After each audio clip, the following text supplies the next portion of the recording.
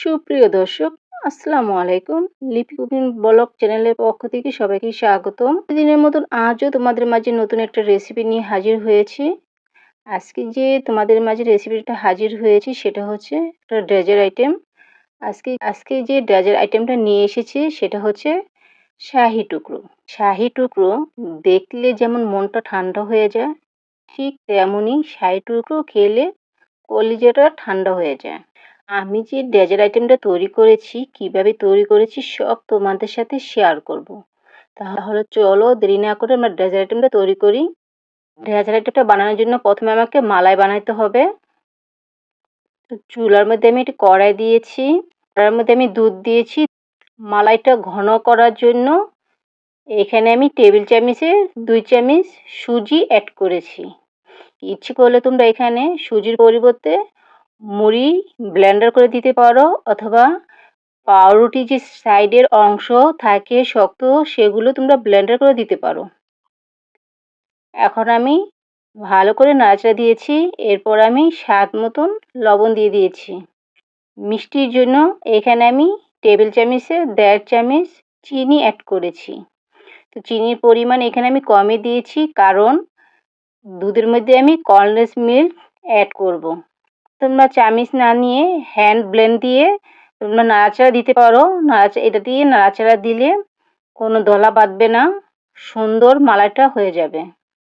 এখন আমি condense milk দিয়ে দিব টেবিল চামচে 2 চামচ।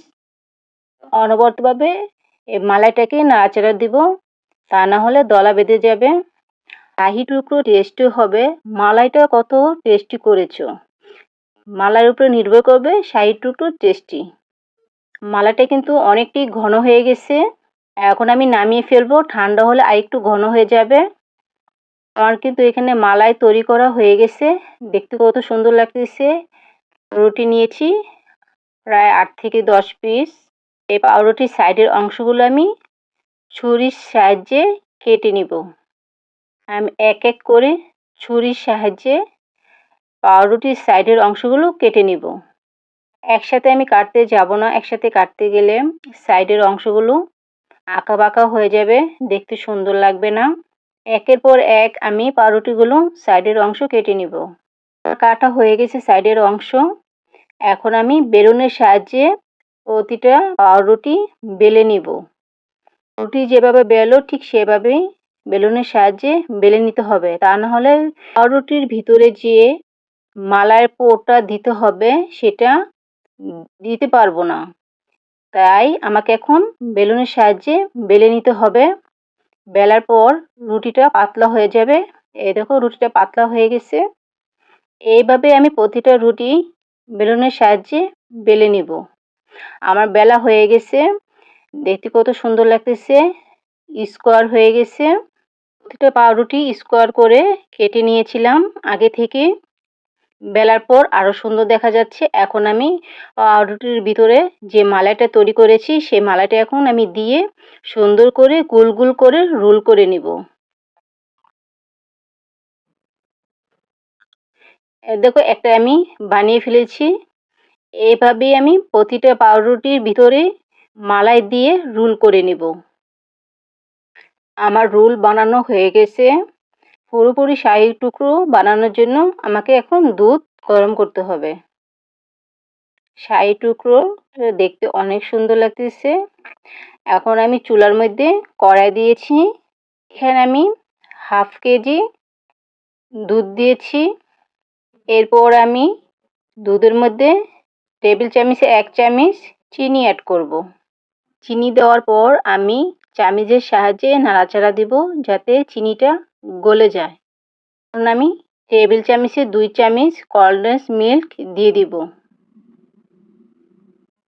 কনডেন্স মিল্ক দিলে শাহি টুকরোর স্বাদটা দ্বিগুণ হয়ে যায়।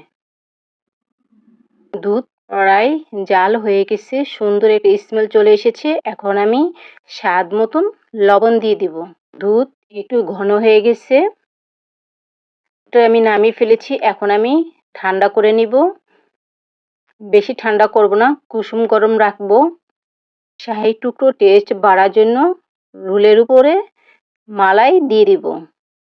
এখন আমি যে দুধ জাল করে রেখেছিলাম সেই দুধ চামিচের সাহায্যে অল্প অল্প করে রোলের উপরে দিয়ে দিব। একটু পরিমাণ দুধ লাগবে, ঠিক ততটুকু পরিমাণে দিতে হবে, কারণ এই দুধ পরবর্তীতে দেখা যাবে না। এখন আমি সৌন্দর্য বাড়ানোর জন্য, টেস্ট বাড়ানোর জন্য এখানে আমি ডেকোরেশন করব কাজু বাদাম, কাঠবাদাম ও কিশমিশ। এখন আমি প্রথমে কাঠবাদাম পরিবেশন করলাম, এরপর আমি কাজু বাদাম পরিবেশন করব। এখন আমি ৬০ টুকরোর উপরে কিশমিশ দিয়ে দিব। হয়ে গেল আমার পরিপূর্ণ ৬০ টুকরো। দেখতে কিন্তু অনেক সুন্দর লাগতেছে। ৬০ টুকরো খেলে কলজাটা ঠান্ডা হয়ে যাবে। এরকম একটা কলজা ঠান্ডা করার মতন ৬০ টুকরো ডেজার্ট আইটেম তোমরা তৈরি করে নিতে পারো। এ দেখো একদম তুলতুলে, খেতে অনেক টেস্ট। আমার ৬০ টুকরো ডেজার্ট আইটেমটা কেমন হয়েছে কমেন্ট করে বলবে। আল্লাহ হাফেজ।